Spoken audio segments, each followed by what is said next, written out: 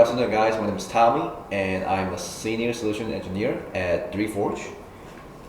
And today we're going to talk about 4 tools that you can use in AMI to diagnose/debug slowness in your AMI application. Let me start off by saying that usually there are 2 types of scenarios where you will encounter bottlenecks. First is if you have lots of rows that you're using in the web or that you're storing in the center. The second scenario is if you have lots of AMI scripts that are running in the web, such as in data models, or if you have lots of triggers, timers, procedures running in the center. Now, let's take a look at how each one of the 4 tools can help you solve different kind of scenarios here. So for those of you who like to look at dashboards a lot, this first one is for you. So imagine that you're looking at a dashboard and you want to get a quick overview of the number of rows that you're using, as well as the health of your data models. You can use the data statistics panel in the web. The way to access the data statistics panel is after you log into your dashboard, take a look at the top right corner of your dashboard. You're going to see this icon here. Top half is memory. Bottom half shows you the number of logged in web users. And then once you click on it, it brings you this view. Now for the relevancy of the bottlenecks diagnostic discussion, we'll be looking at local real-time objects, data models, and data model tables. Now in local real-time objects, you're able to see all the tables that you're using, how many rows they're using, as well as the number of panels using those tables. So the total number of rows that you're actually using would be the rows multiplied by the number of consuming panels. Now in the next tab, you'll get a sense of the health of your data model, runtime, and frequency. So for example, in the second column, we have the cells. This one tells you the amount of cells that are the output of this data model. The executed column tells you the number of times the data model has executed. The durations column in the middle tells you the total amount of time in milliseconds the data model has spent running. And the second to the last column tells you the number of milliseconds it takes for the data model to run on average. So anytime you see there's a slowness or you think there's a slowness, take a look at the data models that are producing lots of cells. As a general rule of thumb, if you see millions of cells or more, think about if you really need those data and see if we can trim away those data so web uses less memory. Take a look at the number of executed counts for those data models. The more frequent a data model runs, the more likely there's a slowness. And then take a look at the second to the last column. If a data model spent a lot of time running on average, think about how to optimize that data model. Now in the data model tables tab, this is a breakdown for the row consumption for each table of each data model that you're using. So data model tables is basically tables that you are creating inside the data model. So you have the cells count here, which is this multiplication of rows times column. Now this is a quick overview in the dashboard. Now if you do not want to log in the dashboard to see this, no problem. You can see this in the F1 consoles, Diagnose Sessions. And there are 2 variants of it. Diagnose Sessions, that gives you the output of diagnostic for all the sessions, or the Diagnose Session, and then you put in the session ID that you're interested in seeing. By the way, the F1 console is a component agnostic tool that each instance has, and you can configure the F1 console port in your local properties to configure the access port. Now there's a couple of things that you can see in the output of the Diagnose Session that are very useful that you cannot see in the data statistics panel. So let's take a look at the output. You can see at the end of the table there is the data column.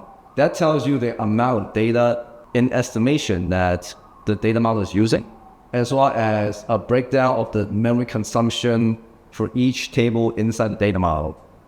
On the right, you have the feeds, you have the processors, and the panels that are in use in your dashboard. So for example, if you take a look at this row right here, in the session called Dell, is the one that is logging in. I have a real-time table called panel 1, and that contains about 191,000 cells. If a table contains a lot of cells, think about if you really need that much data in that table. Moving on to the next tool is if you're working with lots of queries, lots of data sets in the center, and you want to optimize your query, you'll be thinking about index placement, and you might be worrying about your memory footprint of those tables in the center. The way to see the memory footprint and your index placement efficiency is by checking out the Diagnose Table tool in the center console. The way to access the center console, there are two ways. One is after you log into a dashboard, go to dashboard and AMI shell tool, you can directly interface with the center there. Or you can telnet into the AMI DB console port, which is configurable via your local properties. The way this works is in this Diagnose Table, it tells you an overview of all your columns. Each column is a row, and it tells you the cardinality, the memory footprint of all your columns, as well as the type of the column and the average string length for all your string columns. So let's take a look at an output for example. Here, in this table called tester, I have these many columns minus the last two rows, so 4 columns.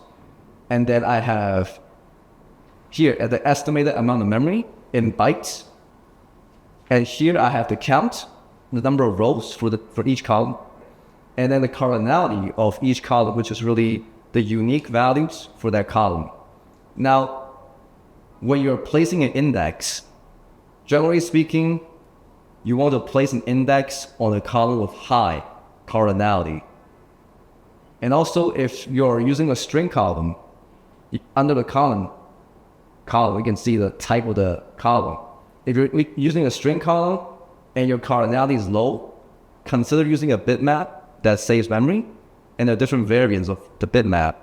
You can see that in our web documentation online.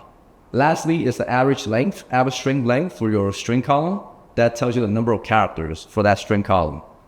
If you're placing an index on a string column that has lots of characters, not only does it slow down your query because we have to compare each character by character, but also it will have a very large memory footprint, because we're storing the index in memory. And then if you want to get more information from this output, you can apply the transformation by having for example, a aggregation function that tells you the total amount of memory that this table is using, like that.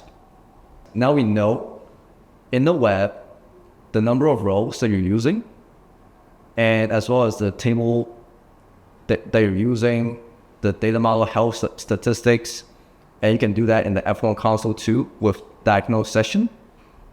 And now you know your index efficiencies of your tables, and also you know the memory footprint of your table. Now you might be thinking, okay, what about how do I know information about what the application is doing at any point? How do I diagnose that bottleneck when the dashboard is slow? There's one way to do that, and that's in the F1 console. So this Flame thread is something that we recently added. The way it works is it gives you insight in the most frequently run stack traces in your application. And this is available in any component's F1 console. So this is a syntax. Total milliseconds / frequency milliseconds means if my input is 5,000 / 50, that means in a period of 5 seconds, I'm asking the application, what are you doing every 50 milliseconds? So once I run that, it will print out a stack trace like this. At the end of each step, you can see a square bracket with a number on it. That tells you out of 100 runs, for example, how many times am I seeing the application at this step of the stack trace. So for example, here, square bracket 94, that means out of 100 runs, I am seeing this step 94 times.